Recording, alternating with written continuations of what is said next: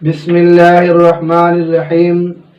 عزیزان محترم، عید کے دن کچھ اعمال سنت ہیں، کچھ اعمال مستحب ہیں، ان کی ایک فہرست آپ کے سامنے رکھنا چاہوں گا کہ عید کے دن کے 20 اعمال، اس میں سنت بھی موجود ہیں، اس میں مستحب بھی موجود ہے۔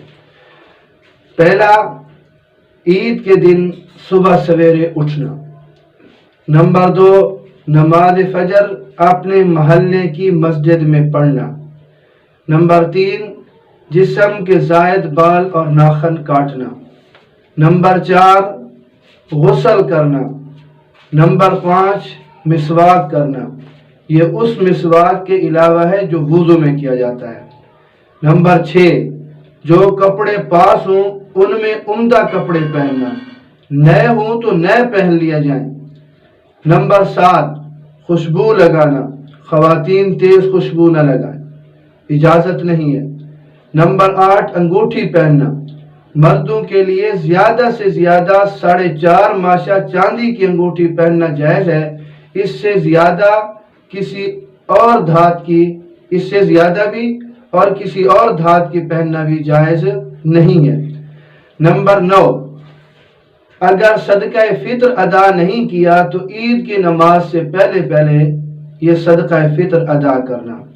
نمبر 10، عیدگاہ کی طرف جلدی جانا۔ نمبر 11، پیدل چل کر عیدگاہ جانا، اگر کوئی عذر ہو تو سواری پر جانے میں بھی کوئی حرج نہیں ہے، کوئی گناہ نہیں ہے۔ نمبر 12، نماز عیدگاہ میں ادا کرنا، اگر کوئی عذر ہو، مثلا بارش ہو، دشمن کا خوف ہو یا عیدگاہ کا امام صحیح العقیدہ نہ ہو تو پھر محلے کی مسجد میں نماز عید ادا کرنا۔ نمبر 13، عیدگاہ کی طرف جاتے ہوئے عید الفطر کی نماز میں آہستہ آواز سے تکبیرات تشریق کہنا اور عیدگاہ پہنچ کر تکبیرات کو بند کر دینا۔ نمبر 14، عید الفطر کی نماز کے لیے جانے سے پہلے کچھ کھا لینا، اگر کوئی میٹھی چیز ہو، کھجور یا چھوارے تو وہ طاق عدد میں کھانا بہتر ہے، اگر میٹھی چیز نہ ہو تو کوئی بھی چیز کھا لی جائے، سنت ادا ہو جائے گی۔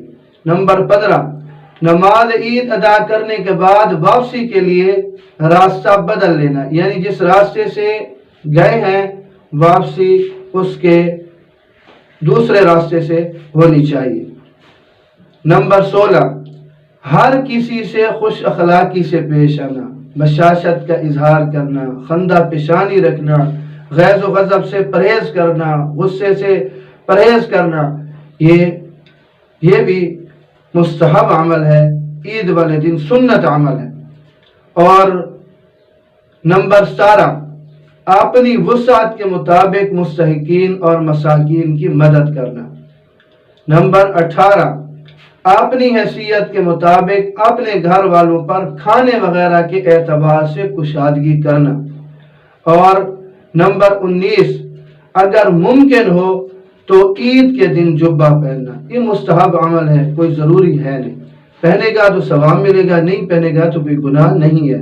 نمبر 20، ایک دوسرے کو مبارکباد دینا، یعنی اللہ رب العزت آپ کے روزے کو، آپ کے رمضان المبارک کو یہ قبول کرے، یہ اس طریقے سے یہ دعا دینا کہ آپ کو مبارک ہو، اللہ رب العزت قبول کرے، آپ کی زندگی میں برکت ہو، یہ مبارکباد دینا بھی جائز ہے، مستحب ہے، بشرطے کہ اس کو لازم نہ سمجھا جائے۔ تو یہ چند باتیں تھیں۔ اللہ رب العزت ہمیں دین سمجھنے کی توفیق نصیب فرمائے۔